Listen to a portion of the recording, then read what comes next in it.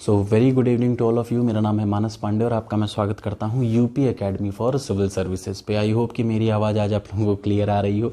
25 से 30 लोगों ने कमेंट किया है कि आपकी आवाज़ बहुत स्लो है, कहीं आप दब के घुस के छुपक के बात करते हो। तो ऐसा नहीं है, और लोग भी रहते हैं इसलिए थोड़ा धीमे बोलना पड़ता है, लेकिन आज थोड़ा मैं कोशिश कर रहा हूँ कि और तेज़ से बोलने की प्रयास करूँ। तो आइए शुरू करते हैं बिना किसी देरी में अपने में सीधा काम पे आते हैं, कोई बकवास नहीं।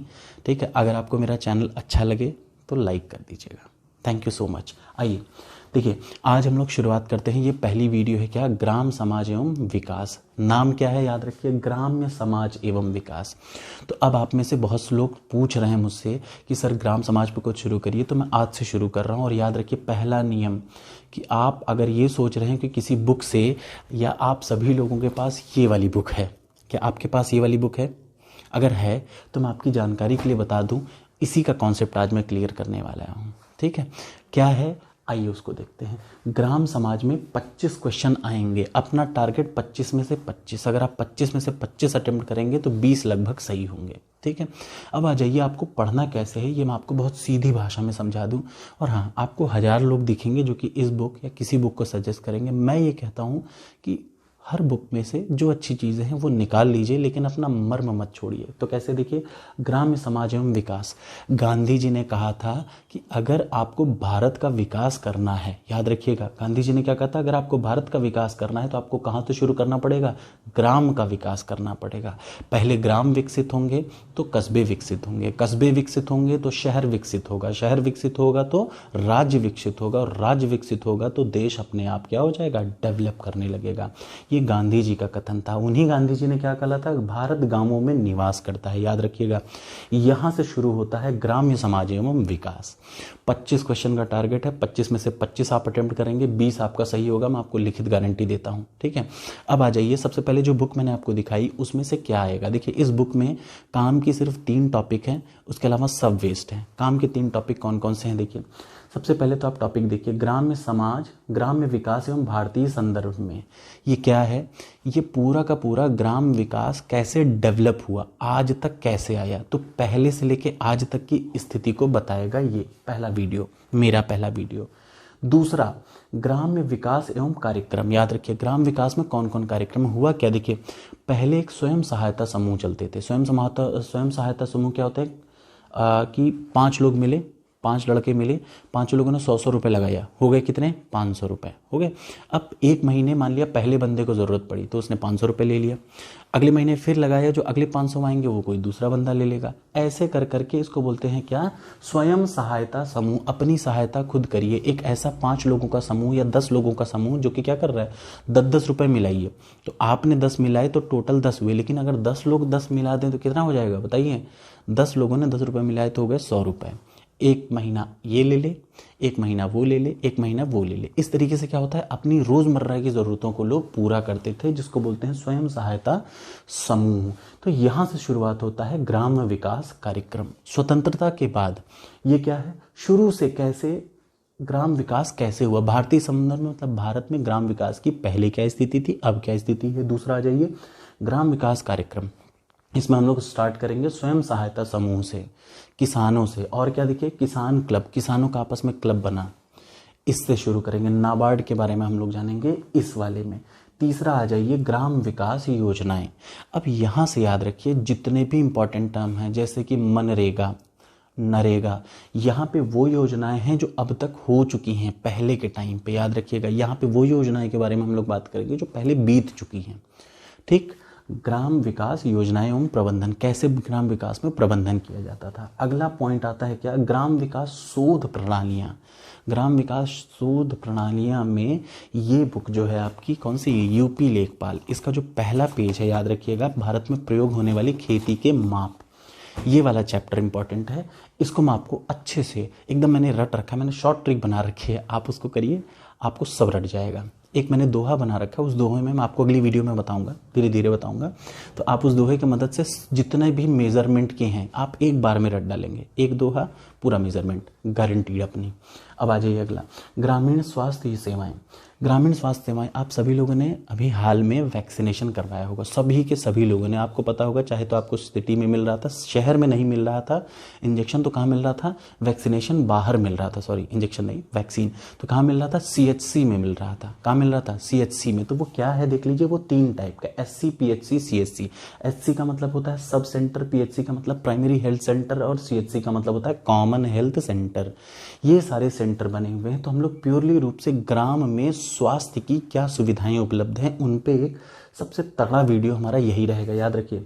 अब आप जैसे जैसे नीचे आ रहे हैं ना, तो आप नंबर ऑफ क्वेश्चन बढ़ता रहेगा। याद रखिए टोटल कितने हैं, 1 2 3 4 5 6 7 8 9, ठीक, और 9 और ये संबंधी योजना, ठीक है, टोटल 9 टॉपिक हैं सही से। और 9 टॉपिक में जैसे जैसे आप नीचे आते जाएंगे तो याद रखिएगा क्वेश्चन की संख्या बढ़ती रहेगी। जैसे सबसे ज़्यादा क्वेश्चन कहाँ से आएगा मैं आपको बता दूं, एक तो आएगा पंचायती राज से। इसका मैं एक अलग वीडियो बनाऊंगा, शायद सबसे पहला वीडियो मैं पंचायती राज का ही बनाऊं, या आगे 1 या 2 वीडियो में आपको मैं पंचायती राज का बनाऊंगा। एक वीडियो में नहीं होगा, कम से कम 2 से 3 वीडियो देखिए लगेंगे, कम से कम 2 से 3 वीडियो, तो 3 वीडियो हर एक पे बनेगा। टोटल बनेंगे कितने, 27 से 28 वीडियो। 28 वीडियो 28 दिन, आप रट डालिएगा, एक क्वेश्चन बाहर से नहीं आएगा, मैं आपको लिख के गारंटी दे सकता हूँ, आएगा यहीं से, ठीक है। और नहीं भी आएगा तो आपका कॉन्सेप्ट इतना डेवलप हो जाएगा कि आप उस क्वेश्चन को सही ही मार्क करके आएंगे। देखिए हर चीज़ें, कुछ चीज़ें वहाँ लिख, 4 ही तो ऑप्शन है, 4 ऑप्शन में से एक सही ही होगा। तो जब आप इतना पढ़ लेंगे तो आप उसे एक ऑप्शन को इंटेलेक्चुअली गेस कर सकते हैं जो कि आप सही होगा। अब आ जाइए, केंद्र व ग्राम की विकास योजनाएं, गवर्नमेंट ने हाल के टाइम पे कौन कौन सी विकास योजनाएं, जैसे पता होगा गांधी प्रधानमंत्री ग्राम सड़क योजना, ये इसमें आएगा, तो इसका एक अलग वीडियो बनेगा। अब याद रखिए 2 हैं, एक है ग्राम विकास योजनाएं, ये वो हैं जो पहले हो चुके हैं, जैसे नरेगा, मनरेगा, ये सारी चीज़ें। मनरेगा पहले, नरेगा पुराना नाम था, मनरेगा नया नाम है। इसके अलावा स्वरोजगार योजना, ठीक है, इस टाइप की जितनी योजनाएं हैं वो किस में आएंगी, ग्राम विकास योजनाओं में आएंगी। जो नई इस समय मोदी सरकार और योगी सरकार जितनी भी योजनाएं शुरू कर रही हैं वो आएगा किसमें, ये वाले पॉइंट में। पंचायती राज, गांव क्या होता है, पंचायत क्या होती है, सरपंच क्या होता है, प्रधान क्या होता है, क्या क्या होता है, ये सारा एक वीडियो में नहीं हो पाएगा, कम से कम 3 से 4 वीडियो लगेंगे, लेकिन क्रिस्टल क्लियर कॉन्सेप्ट मैं आपका करूंगा, हिंदी में भी इंग्लिश में भी, ठीक है। अब आ जाइए ग्राम विकास एवं भूमि सुधार, इसमें आपको वो पढ़ना पड़ेगा कि स्वतंत्रता के पहले देखिए किस टाइप का भूमि का वो था। 3 पैटर्न थे, महलवाड़ी व्यवस्था, आपको पता होगा ना, ये चकबंदी व्यवस्था, महलवाड़ी व्यवस्था, 3 टाइप का, रैयतवाड़ी, महलवाड़ी और स्थायी बंदोबस्त स्वतंत्रता के पहले थे। जैसे ही स्वतंत्रता हुआ तो गवर्नमेंट ने सबसे पहले क्या हुआ, जितने भी ये वर्कर्स थे उनको ज़मीन अलॉट करनी शुरू की, तो उसके लिए ज़मीन के सुधार का वो किया, तो उसके लिए अमेंडमेंट भी किया, किसमें आपको पता होगा अनुसूचियों में अमेंडमेंट करना पड़ा, तो उसको हम लोग बहुत ही गौर से एक एक पॉइंट बाई पॉइंट, और याद रखिएगा यहाँ से सिर्फ इसमें नहीं, ये जीएस का भी एक पार्ट है। भूमि सुधार बहुत बड़ा टॉपिक है, कम से कम 4 वीडियो लगेंगे इसको कंप्लीट करने में, कम से कम, लेकिन ये पूरा हो जाएगा। भूमि सुधार में याद रखिए वो अनुसूची भी आएगी जिसमें ये ऐड किया गया, और वो अनुसूची का पर्टिकुलर पॉइंट भी आएगा जहाँ पे ये ऐड किया गया है, ये सब मैं आपको बताऊंगा, ठीक है, कुछ भी छूटेगा नहीं। और याद रखिए यहाँ पे आता है आपको, जैसे इस बुक में, ये जो बुक मैंने आपको दिखाई, इस बुक में पूरा लाइन से दे रखा है, क्या दे रखा है, यूपी का स्पेशल, ये सब नहीं है ग्राम विकास में। ग्राम विकास में याद रखिए UP special is a part of GS, ग्राम विकास में ये आएगा, ये जो सामने आपका लिखा है, और ये कहीं भी संबंधित नहीं है उस बुक से, उसके सिर्फ 4 टॉपिक आएंगे उस बुक के। 4 टॉपिक कौन कौन से, एक तो विभागीय जानकारी, पहले क्या होता था देखिए, विभागीय जानकारी में 2 थे, एक चकबंदी लेखपाल, एक राजस्व लेखपाल, इस बार सिर्फ राजस्व लेखपाल है। पहले इसका इंटरव्यू होता था, अभी इंटरव्यू नहीं है, तो मैं आपको बस बेसिक डिटेल बता दूंगा कि जानकारी क्या होता है राजस्व लेखपाल का, बस, उससे ज़्यादा नहीं, उससे ज़्यादा आपको नहीं जानना है, ठीक है। उत्तर प्रदेश का सामान्य परिचय आप जीएस में पढ़ेंगे, ज़रूरत पड़ेगी तो मैं आगे जीएस का वीडियो बनाऊंगा ही, उसमें आएगा ही। खेती के माप बनाऊंगा मैं सब, याद रखिएगा 25 में से 25 क्वेश्चन, चूँकि मैं खुद प्रिपेयर कर रहा हूँ तो मैं आपको भी उसी तरीके से प्रिपेयर कराऊंगा, ठीक है। और एक बार फिर से मैं आपको बता दूँ, कुछ लोग कहते हैं कि सर आप ये कर रहे हो, मैं बस आपसे एक ही बात कहूँगा कि बस आप मन लगा के पढ़िए, और लास्ट में जब आपका सिलेक्शन होगा तो हम लोग मिल के जश्न मनाएंगे, ठीक है। मैं ज्वाइन करूँ ना करूँ दैट इज़ अ डिफरेंट बात, लेकिन हम लोग जश्न खुल के मनाएंगे, ठीक है। आ जाइए, तो 9 टॉपिक हैं, 9 टॉपिक पे लगभग 27 से 30 वीडियो आएंगी, जिसको कि आपको पूरा बिना नॉन स्टॉप देखना है, ठीक है। और ये सब याद रखिए, जैसे ही ये 31 जनवरी, मैं एक वीडियो तो 1-2 दिन में कल से डालना शुरू कर दूंगा। एक वीडियो, छोटी छोटी वीडियो डालूंगा, बहुत बड़ी वीडियो नहीं, 5 से 7 मिनट की, जिनमें एक टॉपिक, ठीक है। अब हाँ, इसमें रैंडमनेस रह सकती है, कोई आगे, कोई पहले, कोई बाद में, उसके लिए मत परेशान होइएगा, लेकिन एक एक टॉपिक कंप्लीट करूंगा। तो बने रहिए मेरे साथ। मेरा नाम है मानस पांडे और मैं अपने बारे में बता दूं, मैं अभी असिस्टेंट प्रोफेसर हूँ यूनाइटेड ग्रुप ऑफ इंस्टीट्यूशन में, और इसके साथ ही मेरी IIT BHU से PhD चल रही है school of material science and technology में। Thank you so much. और हाँ, एक और बात, सबसे ज़रूरी बात, प्लीज़ मेरे और वीडियो को भी ज़रूर देखिए, शायद आपको कुछ अच्छा लगे। मैंने पॉलिटी की भी अलग प्लेलिस्ट बना रखी है, स्पेशली यूपी और IAS के लिए, जिसमें मैंने 5 से 6 वीडियो ऑलरेडी डाल रखे हैं। अगर आप उनको देखिए, आपको वो सही लगेगा, काफ़ी अच्छा लगेगा, तो वो GS में आपको बहुत मदद करेगा, जिससे आपके किसी भी एग्ज़ाम में 5 क्वेश्चन आएंगे, अभी तक जितने भी वीडियो बनाए हैं। Thank you so much. तो नमस्कार दोस्तों, मेरा नाम है मानस पांडे और आपका मैं स्वागत करता हूं UP academy for civil services पे ग्रामीण विकास की। आज ये दूसरी क्लास है, बहुत ही बढ़िया सी क्लास होगी, क्योंकि आज मैं आपको बेसिक बताऊंगा कि ग्राम होता क्या है, क्योंकि यही पहली क्लास का बेस है। ग्राम विकास भारतीय संदर्भ में पहला टॉपिक, टोटल 9 टॉपिक हैं ग्रामीण विकास में। इसके पहले कि मैं इन चीज़ों को शुरू करूँ, मैं आपसे 3 चीज़ें बता देना चाहता हूँ, बहुत साफ साफ, ठीक है। पहली चीज़ कि देखिए, 31 जनवरी तक मैं आप सबके कमेंट का रिप्लाई नहीं कर पाऊंगा, उसके लिए प्लीज़ बुरा मत मानिएगा कि इस वजह से, क्योंकि थोड़ा सा लोड ज़्यादा पड़ जाता है। 31 जनवरी के जस्ट बाद से मैं आपके हर कमेंट का, हर व्यक्ति के हर कमेंट का रिप्लाई करूंगा, जैसे कि मैंने पहले वीडियो के बाद से किया था, ठीक। पहली चीज़। दूसरी चीज़ कि वीक में 3 से 4 वीडियो आएंगे ग्रामीण विकास के, और 3 से 4 वीडियो ही आएंगे मैथमेटिक्स के, याद रखिएगा। बट उनका कोई सीक्वेंस नहीं है, इसलिए आप अगर मेरे सब्सक्राइबर्स हैं तो प्लीज़ मेरी रिक्वेस्ट है कि आप अपने बेल आइकन को प्रेस कर लीजिए इस चैनल की। इससे क्या होगा, जब मेरा आएगा तो आपको पिंग आ जाएगा, तो जब पिंग हो जाएगा तो आप देख सकते हैं कि हाँ, something has been uploaded on this channel. तो मेरी यही रिक्वेस्ट है। दूसरा और तीसरा क्या, यूपी में इलेक्शन हो गया, आपको पता है, इसीलिए गवर्नमेंट ने थोड़ा सा पहले नोटिफिकेशन जारी कर दिया कि भाई अब इलेक्शन की डेट अनाउंस हो गई। 10 फरवरी से लेकर 23 मार्च तक या 27 मार्च तक इलेक्शन है, शायद ऐसा कुछ है, ठीक है। अब एकदम माइंड पूरा, हर चीज़ को जान समझ के काम करना सही रहता है। देखिए, मार्च से पहले अब एग्ज़ाम नहीं होगा। अगर योगी की गवर्नमेंट आई तो ये 27-28 मार्च तक पेपर होगा, क्योंकि गवर्नमेंट नहीं आई तो हो सकता है पेपर टल सकता है। मैं कतई नहीं कह रहा हूँ कि आप अखिलेश की गवर्नमेंट आनी चाहिए कि योगी गवर्नमेंट, जैसा इच्छा हो, जिसकी जो इच्छा हो वो गवर्नमेंट आए, बस हमारी भर्ती बिना किसी भी भेदभाव के, पूरी निष्पक्षता के साथ जो करा दे, हम उसके समर्थन में हैं। हमें एक वैकेंसी चाहिए, हमें 10 साल में 100 लाख नहीं चाहिए, हमें एक ही चाहिए, लेकिन वो क्लियर चाहिए, अपना एक फंड आए। मैं ऐसे को सपोर्ट करता हूँ, तो आप सभी ही समझदार हैं। ये हो गई दूसरी चीज़, ठीक है। और हाँ, परेशान मत होइएगा, ये चूंकि ग्रामीण विकास का 27 से 28 वीडियो हैं, 27 से 28 वीडियो बनेंगे। शुरुआत में मैं छोटे वीडियो बना रहा हूँ, क्योंकि मैं शाम को घर पे आता हूँ तो मेरे पास ये व्हाइट बोर्ड है। ऑफिस में जब रहता हूँ तो मेरे पास डिजिटल स्क्रीन है। वो थोड़ा सा जब मैं खाली रहूँगा, अभी 31 जनवरी के बाद मैं खाली हो जाऊँगा पूरी तरीके से, तो मैं 1-1 घंटे की, कम से कम 30 से 50 मिनट की मेरी वीडियो रहेगी, तो उसमें पूरे के पूरे टॉपिक कवर हो जाएंगे, जैसे भी कम टॉपिक मैं कवर करूँगा, ठीक है ना। तो और प्लीज़ किसी भी चीज़ का बुरा मत मानिएगा। मेरा व्हाट्सअप नंबर आपके पास है, मैं अपनी ईमेल ID आपको बता देता हूँ। कोई भी डाउट हो, इस ईमेल ID पे कृपया संपर्क करें और मैं आपको रिप्लाई ज़रूर करूँगा, याद रखिए, ठीक है। भले मैं आपको 24 घंटे बाद रिप्लाई करूँ, लेकिन मैं आपको रिप्लाई पर बंदे को ज़रूर करूँगा। ये ईमेल ID मैं बता दे रहा हूँ, mpande without any gap, mpande840@gmail.com। आप इस पर कभी भी मेल कर सकते हैं, ठीक है। एक IIT BHU की भी ईमेल ID है, वो मेरे नीचे डिस्क्रिप्शन में पड़ी है, बट उसको कम यूज़ करिएगा, इसको ज़्यादा यूज़ करिएगा, ठीक है, क्योंकि उस पर वहीं के मेल आते हैं, उन्हीं से भरा रहता है वो। तो अब आ जाइए, हम लोग अपना शुरुआत करते हैं। मेरी बात शायद आप समझ गए होंगे कि परेशान मत होइए। अप्रैल में ये होगा, मुझे सिर्फ 20 दिन लगते हैं सिलेबस को कंप्लीट करने में, ग्रामीण परिवेश के और मैथमेटिक्स के, ठीक है। मैथमेटिक्स के मैंने 5 से 6 वीडियो ऑलरेडी बना रखे हैं, माध्य माध्यिका बहुलक के, आप उनको अच्छे से देखिए। मेरा टारगेट है कि मैक्सिमम लोग जो मेरे सब्सक्राइबर हैं वो उन वीडियो को जरूर देख लें, ठीक है। और आगे के लिए मैंने आपको बता दिया अपनी स्ट्रैटेजी। अब आ जाइए, हम लोग अपने वीडियो पे आते हैं, ठीक है।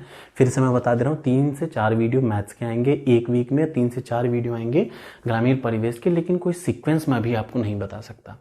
31 जनवरी तक। उसके बाद डेली शाम को 7 से 8 बजे के बीच में वीडियो अपलोड ही होगा डेली बेसिस पे। अभी 31 जनवरी तक थोड़ा सा रैंडम रहेगा। 28, 29, 30, 31 4 दिन में मैं छुट्टी पे रहूँगा। उसके पहले कोशिश करूँगा कि जितना हो जाए, ठीक है। और निश्चिंत रहिए, पेपर अब निश्चित है कि मार्च एंड में या अप्रैल के फर्स्ट या सेकेंड वीक में होगा, चाहे जो भी गवर्नमेंट आ जाए। वी आर फ्री, हम निष्पक्ष हैं। मैं अपना किसको दूंगा मैं बता नहीं सकता, आप अपना वोट दीजिए, हम अपना देंगे। जो जीतेगा वही सिकंदर, ठीक है। हम उससे मांग करेंगे कि भैया हमारी वैकेंसी पूरी कर दो। अब आ जाइए ग्राम समाज एवं विकास। और हाँ, प्लीज़ मेरी बात ये कहनी है कि कुछ क्वेश्चन मैं आपसे पूछूंगा, नीचे कमेंट बॉक्स में कमेंट करिएगा। मैं भले रिप्लाई अभी ना करूं, लेकिन मान के चलिए 31 जनवरी के बाद हर मैसेज का रिप्लाई मैं करूंगा, ठीक। ये मेल है, कोई भी दिक्कत हो, कोई भी समस्या हो, कोई भी सजेशन हो, इस पर कॉन्टेक्ट करिएगा और प्लीज़ बने रहिएगा इसी चैनल पर, ठीक है, कृपया। अब आ जाइए ग्राम समाज एवं विकास। मैंने आपको बहुत साफ साफ बताया था कि ग्राम समाज एवं विकास शुरू कहाँ से होता है, महात्मा गांधी की बात से। भारत कहाँ पे बसता है, गांव में निवास करता है। ये आज का वीडियो थोड़ा छोटा रहेगा, लेकिन कॉन्सेप्ट आप समझ जाएंगे। देखिए, हम लोग लेखपाल में ग्राम विकास पढ़ क्यों रहे हैं, आज आप इस चीज़ को समझिए, ठीक है। तो उस चीज़ को जब आप समझेंगे तो एकदम क्लियर से हम लोग अपनी बात पे आ जाते हैं कि ग्राम विकास लेखपाल में इसलिए ज़रूरी है कि आपको पता है कि 1901 में ग्रामीण आबादी कितनी थी, 89.2% थी। 1961 में देखिए कितनी प्रतिशत है, 82.03%। 2001 में 72%, 2011 में 68.9% और वर्ल्ड बैंक डेवलपमेंट इंडिकेटर्स के अकॉर्डिंग 2020 में 65.07% क्या है, भारत में ग्रामीण आबादी है। याद रखिएगा, ग्रामीण आबादी। इसका मतलब जब कभी भी हम लोग विकास की बात करेंगे, याद रखिए, जब भी कभी हम लोग भारत के विकास की बात करेंगे तो विकास में 100% में कितनी आबादी की सीधा ही है, आज के टाइम पे लगभग 65 से 68% आबादी गांव की है। तो ये बताइए 100% अगर हमें विकास करना है तो हमें शहरों पे ज़्यादा ध्यान देना पड़ेगा कि गांव पे, गांव पे। इसीलिए जब भी हम विकास की बात करेंगे तो सबसे पहले फोकस किस पे रहता है, ग्राम के विकास पे। इसीलिए गांधी जी ने बोला कि भारत गांव में बसता है, इसीलिए तो बस रहा है। 65% से 68% आज भी गांव में बैठे हुए हैं लोग, ठीक है। इसलिए भारत गांव में बसता है। अब आप मुझे कमेंट बॉक्स में कमेंट करके बताएंगे कुछ क्वेश्चन के जवाब। सर्वाधिक ग्रामीण जनसंख्या भारत में कौन से राज्य में है, सर्वाधिक ग्रामीण प्रतिशतता किस राज्य में है, न्यूनतम ग्रामीण जनसंख्या और न्यूनतम ग्रामीण प्रतिशतता, ये आप अपना नीचे कमेंट बॉक्स में आप मुझे बता सकते हैं, ठीक है। अब आ जाइए हम लोग स्टार्ट करते हैं कि ग्राम क्या होता है। पहला चैप्टर है ग्राम विकास भारतीय संदर्भ में। पहले आपको ये समझ में आ गया कि ग्राम विकास क्यों जरूरी है, बताइए। इसलिए जरूरी है क्योंकि अगर भारत का विकास करना है तो हमें इन 68.9% लोगों का पहले विकास करना पड़ेगा। हम इनका नहीं करेंगे तो शहर बढ़ाते जाएंगे, क्या मतलब है, कोई फर्क नहीं पड़ेगा, ठीक। तो यहीं से शुरू होता है ग्राम विकास, समाज एवं विकास। अब आ जाइए ग्राम क्या है, इस चीज पे टॉपिक पे करते हैं। तो याद रखिए, ग्राम समाज या ग्राम समाज का पहली बार कॉन्सेप्ट कहाँ किसने दिया, यूएसए ने दिया, अमेरिका ने दिया। भारत में कहाँ से बात आई, तो याद रखिएगा, भारत में एक है भारतीय जनगणना आयोग, ये आपके में डेफिनेशन आएगी। याद रखिएगा, आपको पता होना चाहिए ग्राम है क्या। भारतीय जनगणना आयोग ने कहा कि ग्राम एक ऐसा इलाका है जिसका एक तो सीमा होता है, सीमा का मतलब टेरिटरी, अपना खुद का इलाका, और उस गांव का नाम। तो दो चीज याद रखिए, ग्राम, भारतीय जनगणना आयोग कहता है कि ग्राम एक ऐसा अस्तित्व है जिसकी पहचान उसके नाम से और उसकी निश्चित सीमा। तो कितनी चीजें जरूरी हैं ग्राम के लिए, दो चीजें। पहला तो उसकी एक निश्चित सीमा होगी और दूसरा क्या होगा, उसका एक नाम होगा। यही वेरीफाइड डेफिनेशन है किसकी, भारतीय जनगणना आयोग ने ग्राम की ये डेफिनेशन दी, ठीक है। अब आ जाइए अगली चीज में, एक आपको पता होगा, एक होता है समृद्ध गांव, ठीक। ये सब पहले यूनिट का ही पहले सब्जेक्ट का ही टॉपिक है। अभी ये बहुत डिटेल में 5 टॉपिक हैं, तो 5 वीडियो बनेंगी। चूंकि ये छोटा छोटा है, मेरा व्हाइट बोर्ड छोटा है और ये हिसाब से चल रहा है, तो आपको कॉपरेट करना पड़ेगा थोड़े दिन। 31 जनवरी के बाद फुल फ्लेज्ड अपन स्टार्ट करेंगे, एक भी चीजें कम ज्यादा नहीं होंगी। अब आ जाइए यहाँ पे देखिए, एक है समृद्ध गांव और एक है सीमावर्ती ग्राम। समृद्ध ग्राम क्या है, आप पंजाब में जाइए, जब कभी भी आप पंजाब में, मैं चंडीगढ़ से, मेरा NITTR national institute of technical teachers training and research है, मास्टर ऑफ इंजीनियरिंग है। तो वहाँ पे जब मैं पंजाब में गया तो मैंने देखा यार गाँव वालों के पास ट्रैक्टर है, पैसा है, ऐसी कोई चीज़ है ही नहीं जो उनके पास ना हो। तो और गांव वालों के पास है। तो अच्छा, ये ग्राम तो समझ में आ गया ना, ग्राम क्या है, ऐसा जिसका एक नाम हो और दूसरा उसकी क्या हो, टेरिटरी हो, और वहां पे रहने वाले लोगों, जब एक नाम आ गया जैसे पड़पड़गंज, ये क्या है, एक गांव था, अब धीरे धीरे ये क्या हो गया, शहर की ओर बढ़ रहा है। अभी मैं बताऊंगा आपको, फिलहाल आप समझिए कि समृद्ध ग्राम क्या है। पंजाब में जितने भी ग्राम हैं वो सब समृद्ध ग्राम हैं। कैसे हैं, समृद्ध ग्राम। क्यों, क्योंकि वहां पे जो लोग हैं उनकी आय नॉर्मल से ज्यादा है, वो अपने गांव में निवास करते हैं और वहीं पे कमाते हैं। समृद्ध ग्राम में एक और टाइप का ग्राम होता है, याद रखिए, वृद्ध ग्राम। वृद्ध ग्राम क्या है, पंजाब में क्या होता है, लोग पहले चले जाते हैं फॉरेन में, विदेश में जाते हैं, विदेश में काम करते हैं, उसको जब पैसा कमा लेते हैं तो भारत में आते हैं रिटर्न होके और अपनी रोजी रोटी बुढ़ापा यहीं गुजारते हैं। तो ऐसा ग्राम जहाँ के लोग या जिनके बच्चे फॉरेन में जा चुके हैं, समझ रहे हैं, ऐसा गांव जहाँ के बच्चे या तो फॉरेन में जा चुके हैं लेकिन माँ बाप यहाँ पे हैं, या एक बंदा था जो बाहर गया था वापस लौट के आके अपना बुढ़ापा यहाँ गुजार रहा है, दैट इज कॉल्ड वृद्ध ग्राम। ठीक है, इसी टाइप का ग्राम होता है समृद्ध ग्राम। समृद्ध और वृद्ध, समृद्ध का मतलब खुशहाल, पैसा वाला, प्रॉस्परस। अब नेक्स्ट टाइप का जो गांव आता है वो होता है सीमावर्ती गांव। दिल्ली है, दिल्ली आप सब लोग जानते होंगे, पहले दिल्ली जो था वो 70 से 80 स्क्वायर किलोमीटर रेंज में बसा करता था। आज दिल्ली का जो ओवरऑल इलाका है वो 200 किलोमीटर रेंज में है। इसका मतलब आप क्या समझते हैं, शहर के बीच में, शहर के सीमावर्ती जगहों पे, शहर के साइड साइड में, ये देखिए ये दिल्ली है, दिल्ली के साइड में क्या हुआ, ग्रेटर नोएडा था, ये गांव था, विशुद्ध गांव था। लेकिन धीरे धीरे क्या हो गया, देखिए सीमावर्ती ग्राम था। कैसा था, ये एक बड़े शहर के आसपास जो गांव होते हैं उसको क्या बोलते हैं, सीमावर्ती ग्राम। याद रखिएगा, बड़े शहरों के आसपास जो गांव बसते हैं उसको क्या बोलते हैं, सीमावर्ती ग्राम। ग्रेटर नोएडा पहले क्या था, गांव था, विशुद्ध गांव था।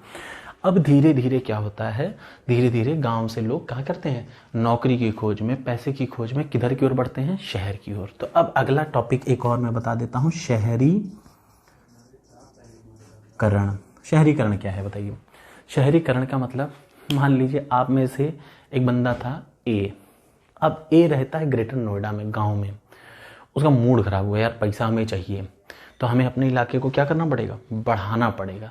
तो लोग अब धीरे धीरे गांव में क्या हो रही है, डेवलप हो रही है। यही गांव ग्रेटर नोएडा में ही लोग ने क्या कर रहे हैं, इनको पैसा चाहिए, तो इन्होंने अपनी रोडें बेची, इन्होंने अपनी क्या बोली, इनके जो जमीन थी वहां से बाईपास जा रहा था, इन्होंने अपनी जमीन बेची, इनको पैसा मिला। जब पैसा मिला तो धीरे धीरे ये क्या होने लगे, गांव में रहते हुए शहर की तरीके से रहने लगे। तो धीरे धीरे याद रखिए, कन्वर्जन, गांव के लोगों का शहर में कन्वर्जन, शहरीकरण होना।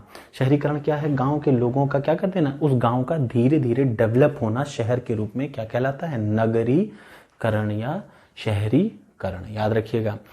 तो ये टॉपिक है आज के, पहला टॉपिक। आई होप कि आपको थोड़ा बहुत समझ में आया होगा गांव क्या होता है।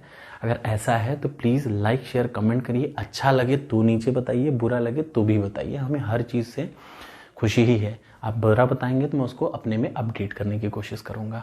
और प्लीज़ कोई भी दिक्कत हो तो you all can contact on this email ID, this is my personal email ID. Thank you so much.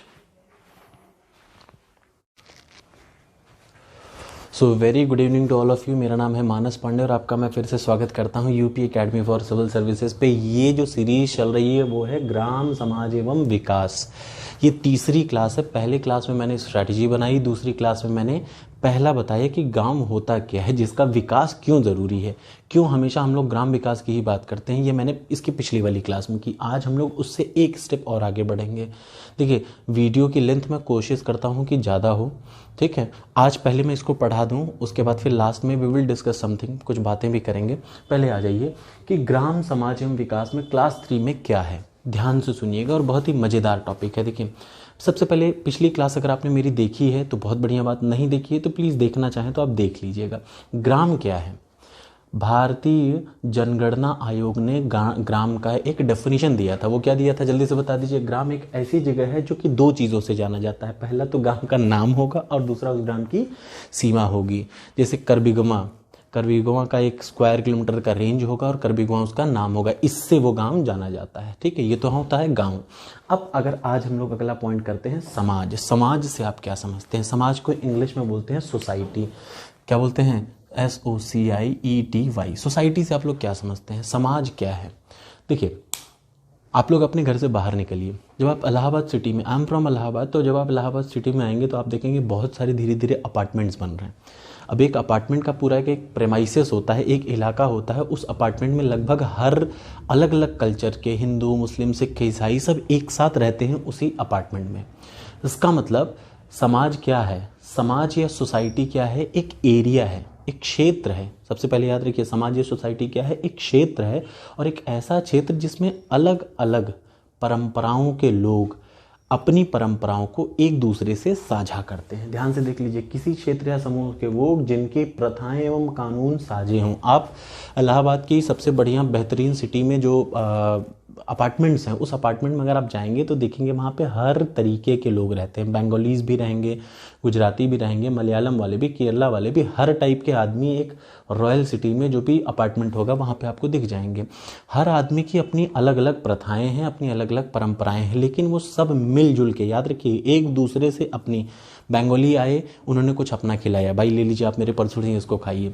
अगर मैं इलाहाबाद का हूँ, मैं ले गया अपना सत्तू पूड़ी, जो भी खिला पाया वो उसको खिला दिया। इसका मतलब याद रखिएगा, समाज क्या है, समाज एक ऐसा समूह या समाज एक ऐसा क्षेत्र है जहाँ पे कई समूह के लोग अपनी अपनी परंपराओं का मतलब रिचुअल्स, परंपराओं का मतलब अपने अपने कल्चर को साझा करते हैं। भैया एक ही अपार्टमेंट में 100 लोग रह रहे हैं, आपस में भिड़ेंगे ना, आते जाते मुलाकात तो होगी ना, तो कुछ मुझसे अच्छी चीज़ें आप सीखेंगे, कुछ आपकी कल्चर मैं सीखूंगा। इसको बोलते हैं क्या, समाज। इससे बेस्ट डेफिनेशन नहीं हो सकती किसी भी समाज की। तो समाज क्या है, समाज एक क्षेत्र है या एक समूह है लोगों का, जिनमें लोग अपनी अपनी प्रथाओं और कानून को क्या करते हैं, साझा करते हैं। अपने कायदे को और अपनी प्रथाओं को क्या करते हैं, परंपराओं को साझा करते हैं, उसको बोलते हैं समाज। अगर अच्छा लगा हो तो बताइएगा। अब इसके बाद देखिए, हम पढ़ रहे हैं ग्राम, समाज एवं विकास। तो हमने पहले पढ़ा ग्राम क्या होता है, समाज क्या होता है, विकास क्या होता है, ये हम ऑलरेडी पढ़ चुके हैं। विकास क्या है, दो चीज होती है, एक तो होता है देखिए ग्रोथ, जीडीपी से नापते हैं, एक होता है विकास। दोनों में कुछ अंतर है, और क्या अंतर है ये अगली वीडियो या किसी आने वाली 1-2 वीडियो में आपको बताऊंगा। लेकिन अगर आप चाहें तो आप कमेंट बॉक्स में कमेंट कर सकते हैं। पहले मैं आपको बता दूं कि ये जितना भी चीज़ मैं पढ़ा रहा हूँ, टेलीग्राम पे एक चैनल है, मैं कोशिश करूंगा कि वहाँ पे PDF डाल दूँ, आप वहाँ से वो PDF ले लीजिएगा, ठीक है ना। ये मैं अलग अलग बुक से पढ़ा रहा हूँ। मैंने देखिए ग्रामीण समाज की कोई बुक पब्लिश नहीं की, मतलब कोई बुक नहीं रिकमेंड की। क्यों? क्योंकि मुझे लगता है कि ग्रामीण समाज एक ऐसी चीज़ है ना, ये UPSC के GS1 मेंस में जो GS1 होता है उसका भी एक सोसाइटी का पार्ट है। उसके अलावा ये ग्रामीण समाज बहुत ज़रूरी है, और ये किसी एक छोटी सी किताब से आप नहीं पढ़ सकते, ठीक है। कई सारे लोगों ने, अभी इसके पिछली वाली क्लास में मैंने एक स्ट्रैटेजी बुक की स्ट्रैटेजी डाली थी, तो उस बुक की स्ट्रैटेजी में आप में से कम नहीं तो 100 से 150 लोगों ने कमेंट किया कि यार PCS की तैयारी कर रहे हो, IAS की तैयारी कर रहे हो। चिल यार, अगर आपको मेरी स्ट्रैटेजी नहीं अच्छी लग रही है तो आप अपनी स्ट्रैटेजी लगाइए, लेकिन अपने दिल पे हाथ रखिए, एक बार दिल पे हाथ रखिए और मुझे बताइए, आज जबकि इतना कंपटीशन है कि 99 से 100 के बीच में जब 1000 लोग आ जा रहे हैं, तो आप खुद सोचिए, ध्यान से सुनिए, 99 परसेंटाइल से एक, मतलब 100 परसेंटाइल के बीच में 1000 से 2000 लोग हैं। एक दो नहीं, 1000 से 2000, ये तो मैं कम बता रहा हूँ, यहाँ पे 5 से 7000 हो सकते हैं। 5 से 7000 सिर्फ 99 से 100 के बीच में।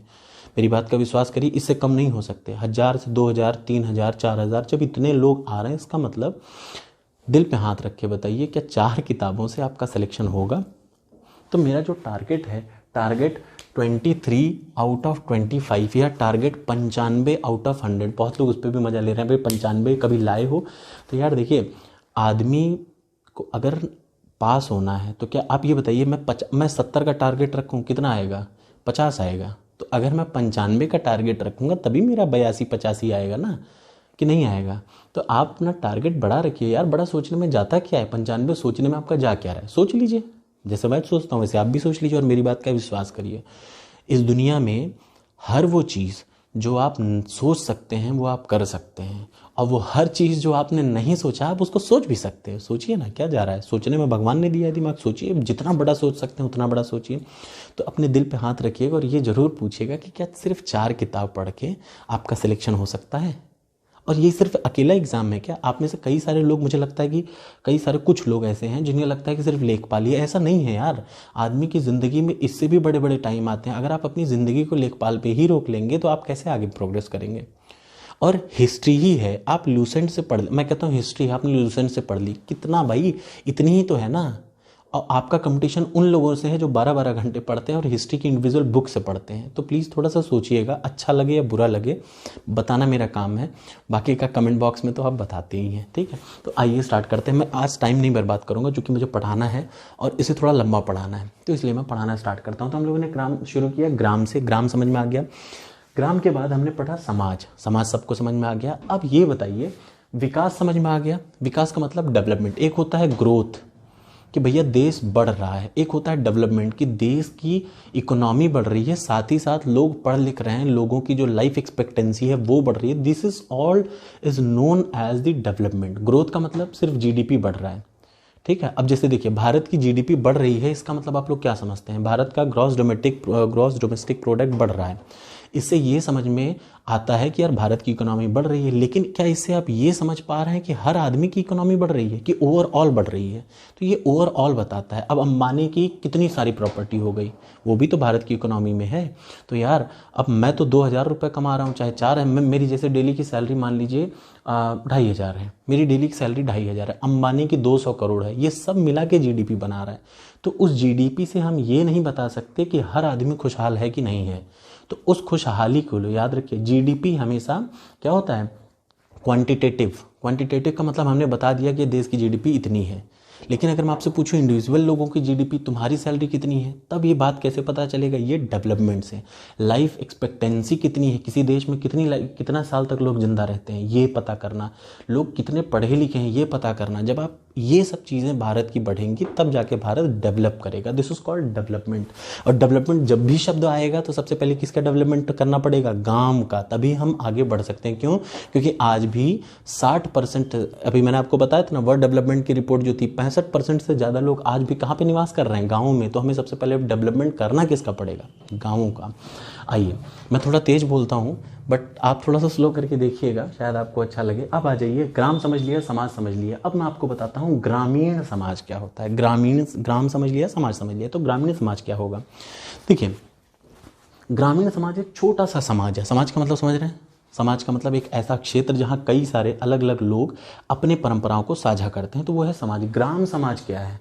ग्राम समाज में अब तीनों चीज़ें कंबाइंड हो जाएंगी। मतलब एक उसका नाम होगा, एक उसकी सीमा होगी, और उस सीमा में कई टाइप के लोग आपस की प्रथाओं को साझा कर रहे हैं। कई टाइप के लोग अपनी अपनी प्रथाओं को साझा कर रहे हैं, या सिमिलर टाइप के लोग अपनी अपनी प्रथाओं को साझा कर रहे हैं। तो अब याद रखिए, ग्रामीण समाज, ये अब डेफिनेशन जो है, जैसे आप देखेंगे कि डेफिनेशन आएंगी, डेफिनेशन एग्जाम में आएंगी ऑब्जेक्टिव करके कि ग्रामीण समाज से आप क्या समझते हैं।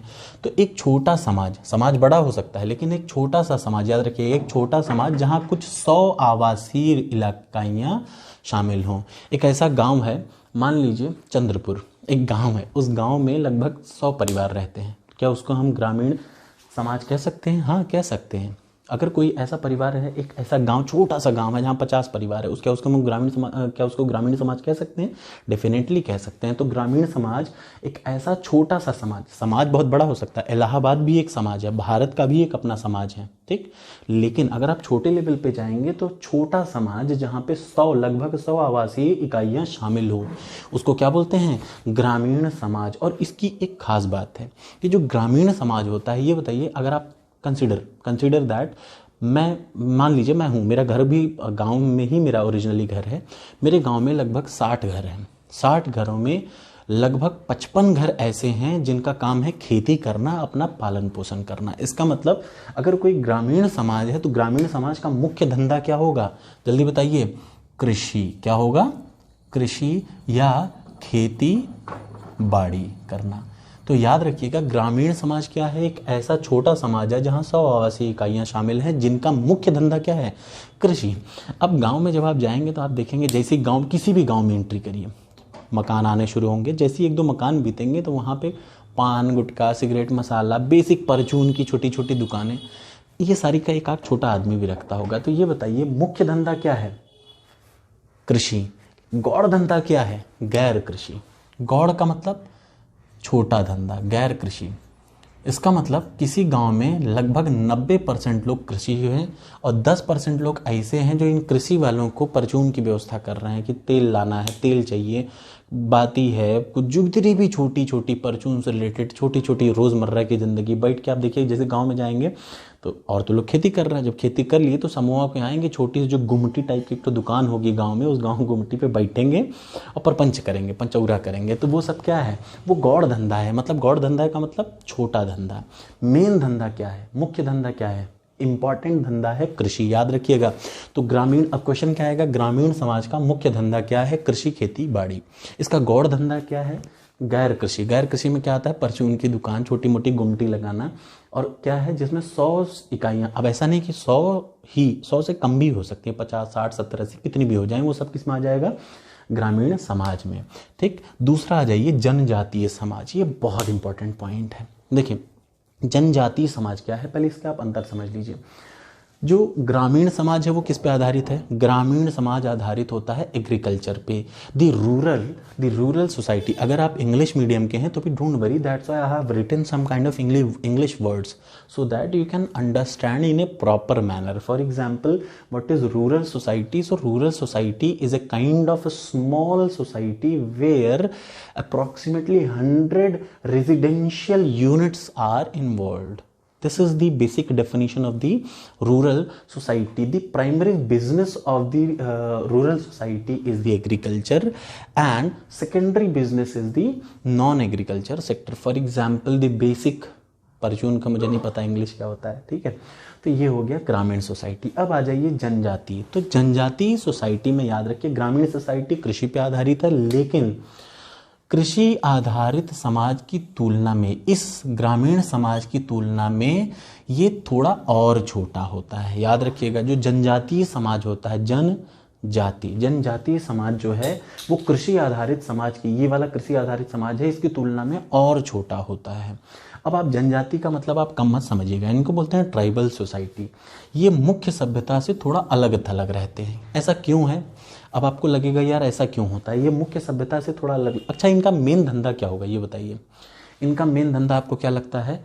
शिकार करना इनका सबसे मुख्य धंधा है, शिकार करना। ठीक है। अब आपको एक सेंटिनल आइलैंड आपको पता होगा, भारत में ही अंडमान निकोबार में है। वहाँ पे कई जनजातियाँ हैं जहाँ पे हम लोग नहीं जा सकते। Government of India has band all of us to go over there, let them live their own life. That is the basic fundamental of a tribal society. तो ट्राइबल का मतलब जनजाति। थोड़ा और ध्यान से करिए, जब हम लोग कहीं भी नहीं थे, पहले तो आप मुझे ये बताइए इस धरती की उम्र क्या है, इस सोसाइटी को समझने के लिए। ये बहुत ही इंपॉर्टेंट सोसाइटी है, हमें कभी भी इन सब में वो नहीं करना चाहिए कि यार ये बताओ ट्राइब्स है, कभी भी नहीं। अगर आप थोड़ा सा गौर करेंगे तो ये देखिए पृथ्वी की एज क्या है, अर्थ की एज है देखिए 4.5 बिलियन। बिलियन का मतलब आप लोग समझते हैं, एक होता है मिलियन, एक होता है मिलियन। 1 मिलियन बराबर होता है 10 लाख और 1 बिलियन बराबर होता है 100 करोड़। ठीक है, 1 मिलियन बराबर 10 लाख, 1 बिलियन बराबर 100 करोड़। देखिए मेरे वीडियो को एक्चुअली जब पढ़ाना, सही से पढ़ाने पे एक छोटी छोटी चीज़ों में बहुत सही समय लग जाता है। ठीक है, तो टाइम लगेगा, प्लीज़ डोंट माइंड इट। बस मैं आपसे एक ही चीज़ कहता हूँ कि यार देखिए अभी मेरा चैनल नया है। कुछ लोग आप में से ये भी कमेंट करते हैं कि यार यूट्यूब से बताओ कितने पैसे। ऐसा नहीं है, एक वीडियो है जिस पे 1 लाख व्यू है, वही सबसे बड़ा वीडियो है। उस पर मुझे आज अभी की डेट तक मात्र 900 रुपये मिले हैं। मेरी सैलरी है 60,000। उन 900 रुपये से मेरा कुछ नहीं उखड़ने वाला। ठीक है, वो मेरे टैक्स को जमा करने में चला जाता है। ठीक है, थोड़ा बहुत जो टैक्स मैं दूंगा उसमें चला जाएगा, तो वो बहुत फ़र्क नहीं पड़ता। तो प्लीज़ इन चीज़ों को वो मत करिएगा। मेरा बस हाँ, मैं पढ़ रहा हूँ, मेरा काम है पढ़ाना। मुझे चूँकि अच्छा लगा इसलिए मैंने शुरू किया ये चैनल। आपको अगर अच्छा लग रहा है तो प्लीज़ सपोर्ट करिए, लाइक करिए, शेयर करिए, कमेंट करिए अगर आपकी इच्छा हो तो। अगर आपको अच्छा नहीं लग रहा होगा तो आप कम करेंगे तो याद रखिए जितना कम इसका वो जाएगा, इसका जितना कम व्यू जाएगा उस हिसाब से मोटिवेशन और डिमोटिवेशन आदमी को दोनों मिलती रहती है। ठीक है, तो चलिए आइए मैं स्टार्ट करता हूँ जनजातीय समाज से। बहुत इंपॉर्टेंट है, मैं याद रखिए। पहले मैं मेन चीज़ बता दूँ, कृषि आधारित समाज की तुलना में ये लोग छोटे होते हैं, कम 100 परिवार नहीं रहेंगे यहाँ, 25-30 परिवार इकट्ठा रहेंगे। ठीक है। ये मुख्य सभ्यता से थोड़ा अलग अलग, जैसे हम सब सोसाइटी में हैं, आते जाते मुलाकात हेलो हाय बाय होता रहता है, इन सब में नहीं है, ये सब अपने पूरे समाज से कटे रहते हैं। ऐसा क्यों है, थोड़ा सा उसकी जानकारी के लिए मैं बता दूं कि पृथ्वी की उम्र है देखिए 4.5 बिलियन। 1 बिलियन बराबर 100 करोड़, 1 मिलियन बराबर 10 लाख। ये अंतर क्लियर रहना चाहिए, हालांकि ये चीज़ें आपको पता होंगी मैक्सिमम लोगों से, लेकिन फिर भी मैं बता दे रहा हूँ, ठीक है। 4.5 बिलियन पुरानी हमारी अर्थ बनने कब शुरू हुई, 4.5 बिलियन, ठीक है। और याद रखिएगा जो मानव सभ्यता है वो 4.5 मिलियन पहले, अंतर समझिएगा, 1 बिलियन है, पृथ्वी बननी कब शुरू हुई, 4.5 बिलियन पुरानी पृथ्वी बननी शुरू हुई, लेकिन हमारी आदमी का जो विकास होना शुरू हुआ वो कब से हुआ, 4.5 मिलियन पुराना, मिलियन पुराना पहली बार। और कहाँ पे हुआ, ऐसा माना जाता है कि जो इंसानों का जो एवोल्यूशन था वो कहाँ था, अफ्रीका में था। और आपको जो हमारे पूर्वज थे वो कैसे थे, वो जंगलों में ही रहते थे, वो ट्राइब्स थे ही, वो ऐसे नहीं थे, वो ट्राइब्स ही थे। आज आपके पास, मेरे पास देखिए ऐसे कपड़े हैं, आपके पास अच्छे अच्छे, तब कपड़े उपड़े कुछ नहीं हुआ करते थे तब। और ये भी सुन लीजिए, अभी आपको रिलीजन का कॉन्सेप्ट मैं क्लियर कर दूं। देखिए तब एक टाइम था लोगों के पास अपने कपड़े, अपने तन को ढकने के लिए कपड़े नहीं हुआ करते थे। उस समय लोगों के पास सिर्फ भगवान नहीं, सिर्फ बड़ा पत्ता छोटा पत्ता इतने में चीज़ें चलती थी, कैसे हम अपने आप को ढक ले। ये कब की बात बता रहा हूँ, इस समय जब लोगों का जीवन पे शुरुआत हुई। अभी मैं आपको देखिए, चूँकि जहाँ पे मैं पढ़ाता हूँ बीटेक वाले बच्चों को, वहाँ पे मैंने एक सब्जेक्ट पढ़ाना स्टार्ट किया है, Indian tradition, culture and society. तो this is the very important and very interesting part, जिसमें बच्चों को ये बताता हूँ कि यार इवोल्यूशन कैसे हुआ, ठीक है। तो वहाँ पे बहुत अच्छा इंटरेस्टिंग टॉपिक है, टाइम आएगा तो मैं आपको बताऊँगा, अगर आप मुझे इनकरेज करते रहेंगे तो। अगर आप ऐसे गरियाते रहेंगे तो थोड़ा थोड़ा ऐसा समय आएगा, देखिए जब आदमी अपने लिए कुछ खराब देखने लगता है तो धीरे धीरे उसे लगता है कि यार नहीं ठीक है, जाने दो, मैं अपना ही काम करता हूँ, है ना। तो प्लीज़ आप पे है, आप पढ़िए ना पढ़िए सब आप पे है, मैं पढ़ाऊँ ना पढ़ाऊँ सब आप पे है। मुझे कुछ पैसा नहीं चाहिए, मैं आपको फिर सभी लोग को बता दूँ, ये पूरी की पूरी क्लासेस मैं आपको फ्री ऑफ कॉस्ट दे रहा हूँ। फ्री ऑफ कॉस्ट का मतलब यहाँ से बता रहा हूँ, फ्री ऑफ कॉस्ट, 1 रुपये नहीं लेना है, ये मेरा शौक है पढ़ाना, that's why I am teaching you, that's all. अब आइए भारत में क्या हुआ, देखिए सबसे पहले जब 4.5 मिलियन पहले लोगों का आदमी इंसान बनना शुरू हुए तो हल्का सा आदमी झुका हुआ चलता था। तो वो कौन सा मानव था आपको पता है, दुनिया का सबसे पहला मानव है ऑस्ट्रेलोपिथेकस। कहाँ पे हुआ, अफ्रीका में हुआ। कुछ चीज़ें आप लोग लिख सकते हैं, जैसे ऑस्ट्रेलोपिथेकस का जन्म कहाँ हुआ, अफ्रीका में हुआ। अफ्रीका में जब जन्म हुआ तो जंगल में तो हुआ, उस समय भगवान नहीं थे, उस समय क्या था, बड़ा पत्ता छोटा पत्ता, हम अपने तन को कैसे ढक ले, समझ रहे हैं कि नहीं। उस समय उनका मेन धंधा क्या था, भैया उनको भूख लगी है, उनके सामने दिख रही बकरी, अगर वो बकरी को मारेंगे नहीं, बकरी उनका वो पत्ता खा जाएगी जिससे वो अपने आप को ढक के रखे हुए हैं। तो आखेट का मतलब शिकार उनका सबसे मुख्य धंधा था। तो हमारे पूर्वज यही जनजाति लोग हैं, ठीक है।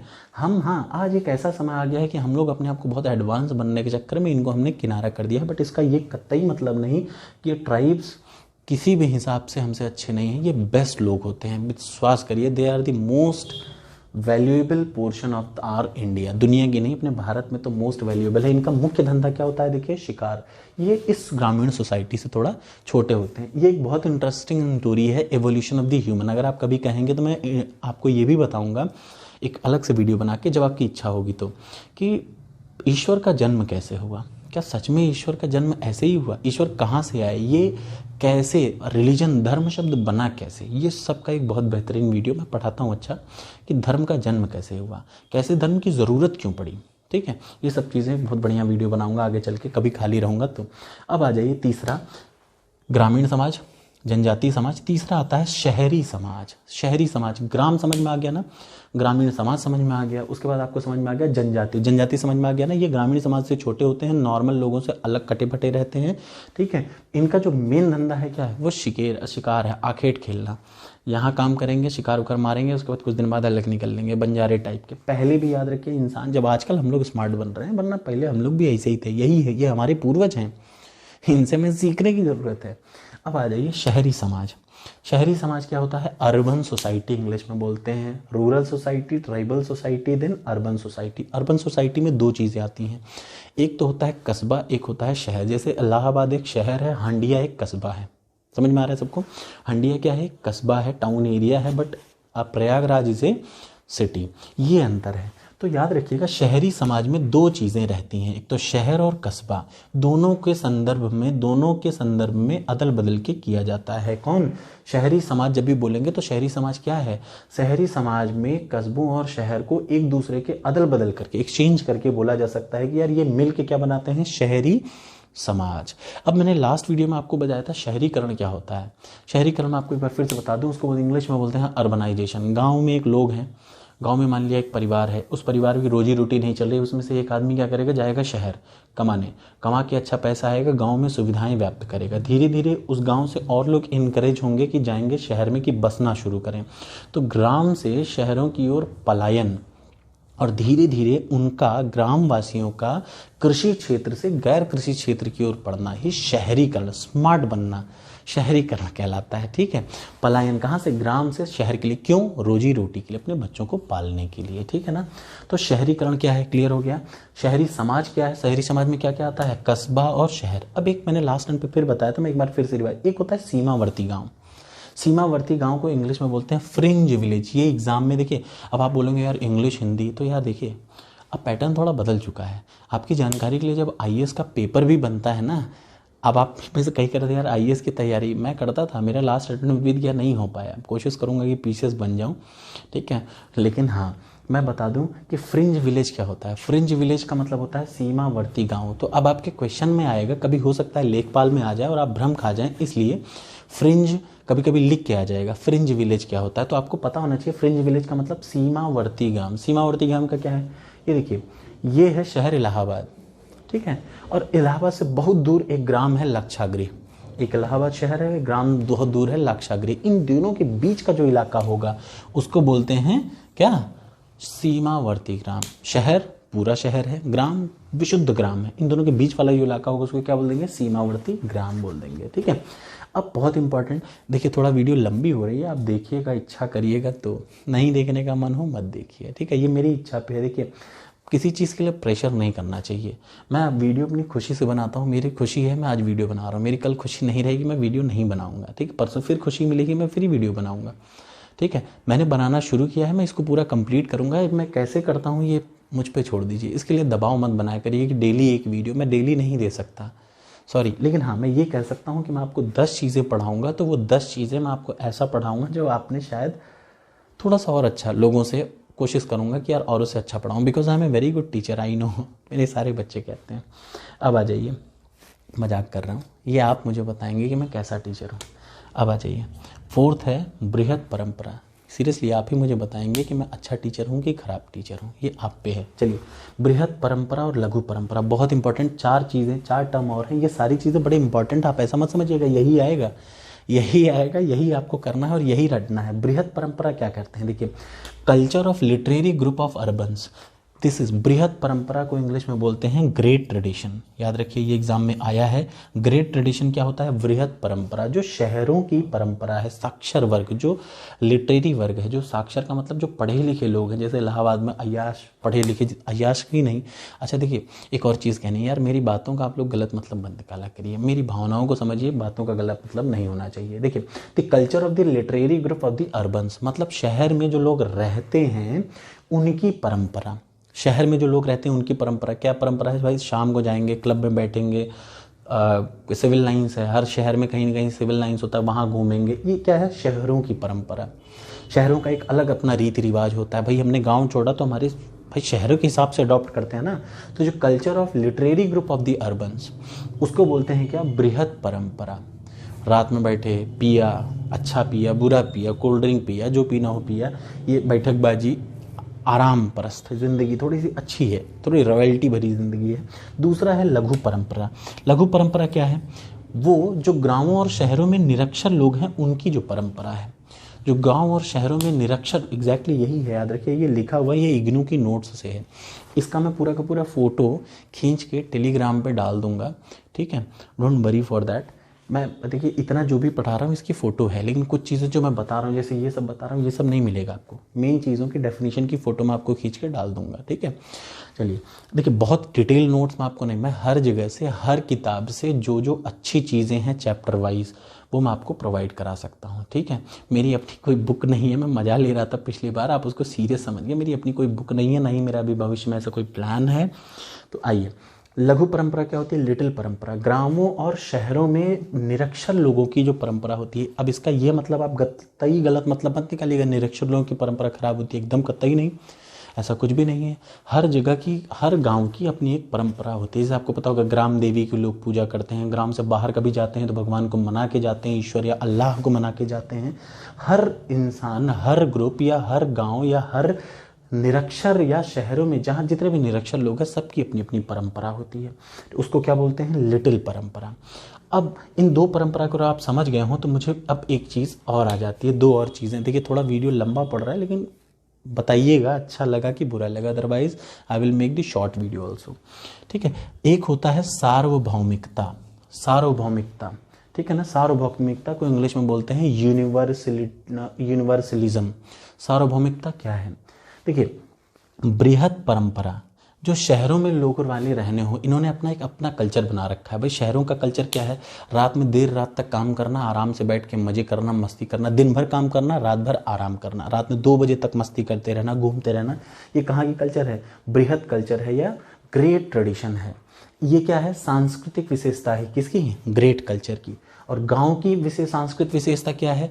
जल्दी से जल्दी भाई दिन में 4 बजे तक काम करना, 9 बजे तक मस्त सो जाना, सुबह 4 बजे उठना। ये सब लोग 4 बजे सोते हैं, ये 4 बजे उठ जाते हैं, ये डिफरेंस है, ठीक है। प्लस ये लोग अय्याशी भी कर सकते हैं, ऐसा नहीं है कि ये लोग अय्याशी नहीं करते, ये लोग अय्याशी भी करते हैं, ये बहुत अच्छे से शांति से रहते हैं। अब होता क्या है? यूनिवर्सलिज्म क्या होता है, और दूसरा मैं आपको बताऊंगा संकीर्णता क्या होता है। गांव वाले जब लिटिल परंपरा, जब लघु परंपरा के लोग आके बृहत परंपरा में शामिल हो जाएं तो उसको बोलते हैं यूनिवर्सलिज्म। लिख लीजिएगा एक जगह, जब लघु परंपरा के लोग आके बृहत परंपरा में शामिल हो जाएं, मतलब गांव से लोग आए और शहर में रम गए, वो क्या है? यूनिवर्सलिज्म। और पलट दीजिए, जब शहर के लोग आके गांवों में बस गए और गांव की भाषा में मिल गए, उसको बोलते हैं क्या? संकीर्णता या स्थानीयकरण। पैरोचिलिज्म, पार्शियलाइजेशन बोलते हैं उसको, संकीर्णता या स्थानीयकरण। ऐसा कहीं होता है? हाँ, पंजाब में ये सब बहुत होता है। लघु परंपरा मतलब ये संकीर्णता, पार्शियलाइजेशन क्या होता है? शहर में लोग मेहनत करते हैं, शाम को गांव में जाते हैं। जैसे चंडीगढ़ में सटे हुए गांव हैं, दिन भर चंडीगढ़ में कमाएंगे, शाम को गांव में जाएंगे, मस्त आराम से गांव में ही रहेंगे। इसको बोलते हैं क्या? अगर बृहत परंपरा के लोग चले जाएं कहाँ पे? घुल मिल जाएं इस परंपरा के लोगों से, बृहत परंपरा के लोग ये परंपरा को सीख लें तो उसको बोलते हैं क्या? संकीर्णता। और अगर लिटिल परंपरा के लोग बृहत परंपरा में घुस जाएं तो उसको बोलते हैं क्या? सार्वभौमिकता, ठीक है। ये चीज़ें हैं। अब आ जाइए, थैंक यू सो मच। अगर आपको अच्छी लगी हो क्लास तो भी बताइएगा, बुरी लगी हो तो भी बताइएगा, ठीक है। Thank you so much.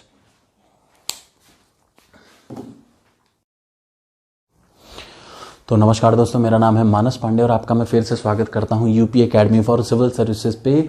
ग्राम विकास या ग्राम समाज एवं विकास का ये चौथा क्लास है, क्लास नंबर 4 है। याद रखिए, अगर आप तैयारी कर रहे हैं यूपी लेखपाल की और आपका टारगेट है 23 में से 25 नंबर पाना ग्राम विकास में, तो आप इस वीडियो को फॉलो कर सकते हैं। मैं आपसे कतई नहीं कर रहा हूँ कि इसको आप फॉलो ही करिए। ऐसा नहीं है कि कोई मेरी ही वीडियो, आपको 50 वीडियो आप दिन भर में देखते होंगे, आपकी जो देखने की इच्छा हो वो देखिए, ठीक है। मैं अपने हिसाब से बना रहा हूँ, मैं अपने हिसाब से अपनी चाल से चलूँगा, मैं किसी की चाल से और नहीं चल सकता, ठीक है। आई एम सॉरी, आपको मेरे हिसाब से चलना होगा तो चलिएगा। यूपी लेखपाल या वीडियो के लिए मैं बना रहा हूँ, वीडियो का मतलब विलेज डेवलपमेंट ऑफिसर, उसका भी पेपर होने वाला है। चूँकि ये टॉपिक सेम है उसमें भी और इसमें भी, इसलिए ऐसा बनाना पड़ जा रहा है। Without wasting even a single minute we are starting. अपने टॉपिक पे आते हैं। देखिए, अशोधित जन्म दर। अशोधित जन्म दर क्या होती है? अशोधित जन्म दर को इंग्लिश में बोलते हैं क्रूड बर्थ रेट। अब आप पूछ रहे होंगे यार ये सब मैं डेफिनेशन क्यों बता रहा हूँ?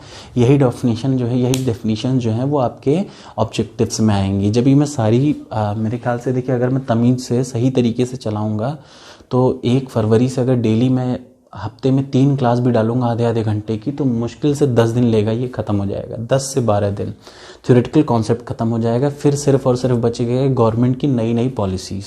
तो वो मैं खूब बढ़िया, चूँकि मैंने पीसीएस की तैयारी मैं अभी भी कर रहा हूँ, तब भी कर रहा था, तो मेरे पास गवर्नमेंट स्कीम का खूब बनाया खूब बढ़िया वीडियो है, डोंट वरी। इसका तो हर टॉपिक आपसे कंप्लीट हो जाएगा फरवरी भर में, मार्च से पहले, मार्च या मिड मार्च तक में मैक्सिमम। तो हर चीज़ आपको इससे मिल जाएगी। बाकी का क्विज़ के लिए मैंने टेलीग्राम चैनल बना रखा है, लिंक अपने नीचे में दे रखी है मैंने डिस्क्रिप्शन में, आप उस पर जाइए, अभी ऐड हो जाइए। अभी मैं उस पर कुछ डाल नहीं रहा हूँ। जैसे ही एक हफ्ता हो जाएगा, इस क्लास को एक हफ्ता हो जाएगा और लगभग 50,000 लोग देख लेंगे, तो मैं नीचे उसका पीडीएफ डाल दूंगा। पीडीएफ मैं वैसे भी डाल दूंगा, ठीक है, don't worry for that. PDF मैं वैसे भी डाल दूंगा क्योंकि मेरे खुद का पीडीएफ बनाया हुआ नहीं है। मैं जिन किताबों से जो चीज़ पढ़ाऊंगा उसका स्क्रीनशॉट या पीडीएफ मैं टेलीग्राम पे डाल दिया करूंगा, आप लोग वहाँ से देख लिया करिए। तो आइए स्टार्ट करते हैं। क्रूड बर्थ रेट, अशोधित जन्म दर। देखिए बहुत ध्यान से समझिए, एक साल में ये जितना भी हम लोग पॉपुलेशन पे, अब आप लोग जितनी बुक्स हैं उसमें पॉपुलेशन का पूरा कच्चा चिट्ठा दे रखा होगा, इसमें ये पॉपुलेशन, वो नहीं है ग्राम समाज। ग्राम समाज है पॉपुलेशन की थ्योरी पढ़ना, थ्योरी हम लोग पढ़ रहे हैं। तो देखिए क्रूड बर्थ रेट, अशोधित जन्म दर क्या होता है। पहली चीज़ तो याद रखिए, जितनी भी ये पॉपुलेशन से रिलेटेड मैटर होते हैं ये किसी दिए हुए समय में होते हैं। अमूमन देखिए हर चीज़ में लिखा है वर्ष वर्ष वर्ष वर्ष, देख रहे हैं ना, तो ये किसी दिए हुए समय पे होते हैं। तो देखिए एक वर्ष में 1,000 आबादी में, मान लिया एक साल के भीतर में एक इलाका है, वहाँ 1,000 लोग हैं, उनमें कितने बच्चों का जन्म हुआ, कितने बच्चों ने जन्म लिया, उसकी संख्या को बोलते हैं क्या, क्रूड बर्थ रेट। दूसरा आ जाइए अशोधित मृत्यु दर। अशोधित मृत्यु दर, जन्म का उल्टा डेथ। जन्म किसका होगा, बच्चों का ही होगा, लेकिन डेथ किसी का भी हो सकता है। तो याद रखिएगा एक वर्ष में 1,000 आबादी में होने वाली मौतों की संख्या, अंतर समझ लीजिए। एक है बर्थ रेट, बच्चों का ही जन्म होता है, बूढ़ों का जन्म नहीं होता, बच्चों का ही जन्म होता है। तो 1,000 आबादी में एक साल में होने वाले जन्मों की संख्या, बच्चों के जन्म की। अब आ जाइए अशोधित मृत्यु दर, crude death rate. I am speaking in English as well as Hindi because most of you are from Hindi background but some of you are also from English background, so that's why I'm using both languages, and only because of that I'm writing down the name of individual thing in both languages, Hindi as well as English, ठीक है। तो अशोधित मृत्यु दर क्या होता है, देखिए crude death rate, एक साल में 1,000 आबादी में होने वाली मौतों की संख्या। अब ये जो तीसरा पॉइंट है ये बहुत इंपॉर्टेंट है, जनसांख्यिकी, डेमोग्राफी।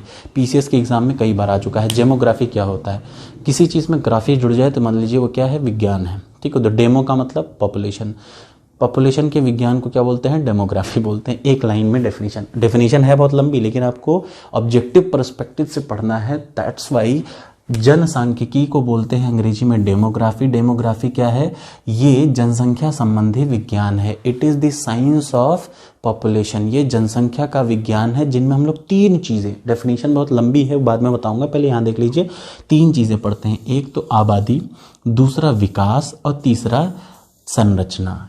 किसका अध्ययन करते हैं, it is the science of population. और उसमें साइंस में पढ़ते क्या हैं, आबादी के बारे में, पॉपुलेशन के बारे में, पॉपुलेशन के डेवलपमेंट के बारे में और उसकी संरचना के बारे में, ठीक है ना, तीन चीज़ों के बारे में पढ़ते हैं। इसकी डेफिनेशन है ये, जनसंख्या संबंधी विज्ञान जो निश्चित समय में, फिर से मैं बात बोल रहा हूँ, जितने भी पॉपुलेशन से रिलेटेड आंकड़े होंगे वो किसी दिए हुए टाइम में रहते हैं। आबादी के आकार, वितरण, विशेषताएं, वृद्धि, संरचना एवं सांख्यिकी के अध्ययन से संबंधित है। अब ऐसा क्वेश्चन कभी कभी आ सकता है, ये सही वो सही, दोनों सही, हर जगह टिक मारिए। कुछ लोग अपने आप को कन्फाइन कर देते हैं कि नहीं यार मैं सिर्फ लेखपाल के लिए सिर्फ, अरे बाप रे 12 बुकें क्यों बता दी। अरे भैया 12 बुकें, 4 बुक पढ़ के अगर एग्जाम में निकालना होता तो आप मेरे यहाँ ना आके पढ़ रहे होते। आप पढ़ रहे हैं क्योंकि यहाँ पे स्मार्ट लोगों की कोई कमी नहीं, मुझसे 1,00,000 गुना स्मार्ट हो सकता है आपके बीच में से ही मुझे देख रहा हो, इसमें कोई दो राय नहीं। देखिए हर आदमी हर चीज़ में परफेक्ट नहीं हो सकता। मैं ये नहीं है कह रहा हूँ कि यार मैं बहुत स्मार्ट हूँ, मुझसे 1,00,000 गुना आप स्मार्ट हो सकते हैं, लेकिन मेरा एक अमूमन मानना है, कंटेंट कम का मतलब एक कमरे में सिर्फ 12 किताबें हैं, समझ रहे हैं ना, और 1 साल का टाइमिंग है। ऐसा कोई एग्ज़ाम नहीं है जो आप निकाल नहीं सकते। अब वो चाहे आप लेवल पीसीएस कहिए चाहे आईएएस कहिए, प्रीलिम्स में निकाल चुका हूँ तो मैं आपको टारगेट बता रहा हूँ। इतना करके आप कोई भी एग्ज़ाम हो, वनडे एग्ज़ाम तो आपके हाथ में है, ठीक है। मैंने उस पर्सपेक्टिव में बताया, अब आप में से कई लोग किस पर्सपेक्टिव में ले गए, दैट्स अप टू यू, मुझे इस बात से कोई दिक्कत नहीं। बट हाँ, अगर आपको ये अच्छा लगेगा तो नीचे कमेंट करिएगा, एक लाइक मत करिए, लाइक करिए ना करिए वो आप पे है, लेकिन कमेंट जरूर करिएगा कि हाँ सर अच्छा लगा या ख़राब लगा, या क्या आप चाहते हैं कि इसमें सजेशन देना चाहते हैं वो दे दीजिएगा। अब आ जाइए आश्रित अनुपात, डिपेंडेंसी रेशियो, बहुत ही इंपॉर्टेंट है। डिपेंडेंसी रेशियो कई बार पूछा जा चुका है, इसलिए आपको याद रखना पड़ेगा। आश्रित अनुपात, इस दुनिया में कई टाइप के लोग हैं। आश्रित का मतलब 14 साल से कम के बच्चे आश्रित बोले जाते हैं, और 60 या 65 साल से ऊपर के वृद्ध लोग को क्या बोलते हैं? आश्रित। बच्चे किस पे आश्रित रहते हैं? वयस्कों पे। बुढ़े भी किस पे आश्रित रहते हैं? वयस्कों पे। तो रेशियो क्या हो जाएगा? डिपेंडेंसी रेशियो क्या हो जाएगा? जो लोग आश्रित हैं, एक तो 14 साल से कम के बच्चे और 60 या 65 से ऊपर के बुढ़े, जो लोग, ये दो पार्टी आश्रित हैं बटे उसके ऊपर, मतलब ऊपर ही आ जाएगा अपॉन क्या, जो वयस्कों की संख्या 15 से लेके 59 या 64 वर्ष तक के आयु के वयस्कों की संख्या के अनुपात को। तो ये एक रेशियो है। डिपेंडेंसी रेशियो क्या है? कौन डिपेंडेंट है? बच्चे और बुढ़े। किस पे डिपेंडेंट है? जवानों पे। तो देखिए, बच्चे 14 साल से कम के प्लस बुढ़े 60 से 65 साल के ऊपर के बुढ़े, ये किस पे डिपेंडेंट है? इन जवानों पे, 15 से लेके 59 या 64 तक के। तो इनके रेशियो को हम लोग बोलते हैं डिपेंडेंसी रेशियो। बहुत इंपॉर्टेंट है, ज़रूर आपको रटना चाहिए।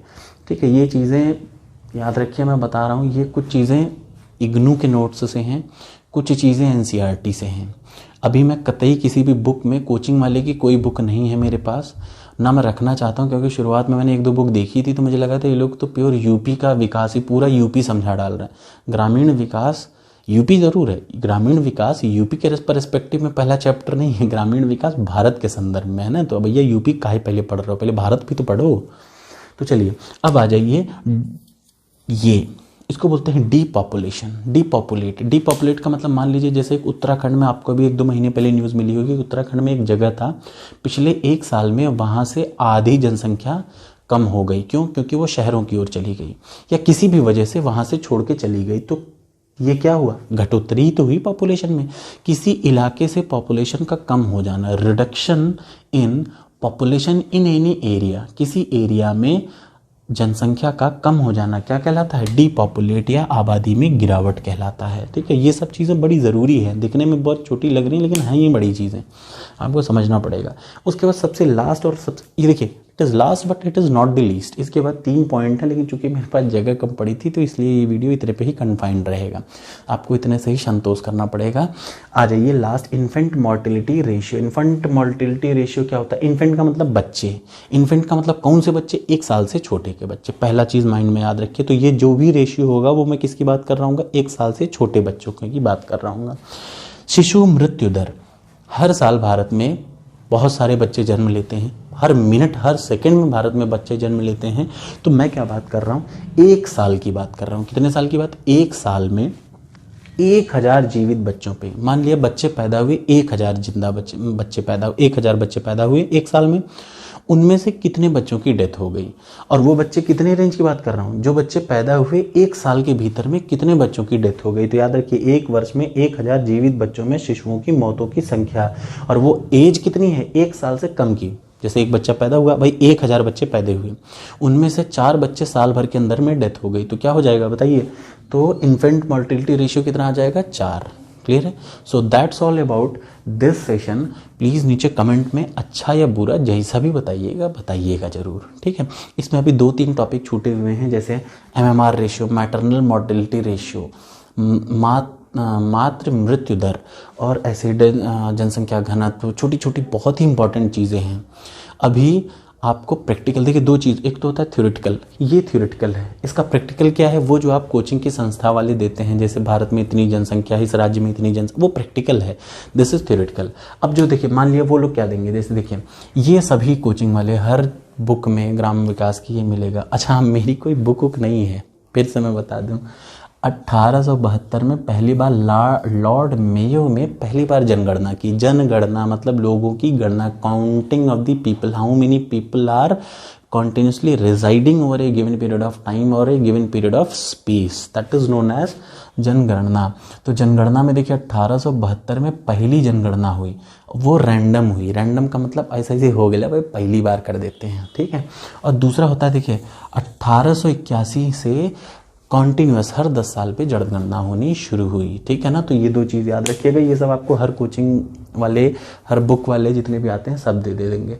इसलिए मैं आपको कहता हूँ कि ग्राम समाज की कोई बुक मत फॉलो करिए।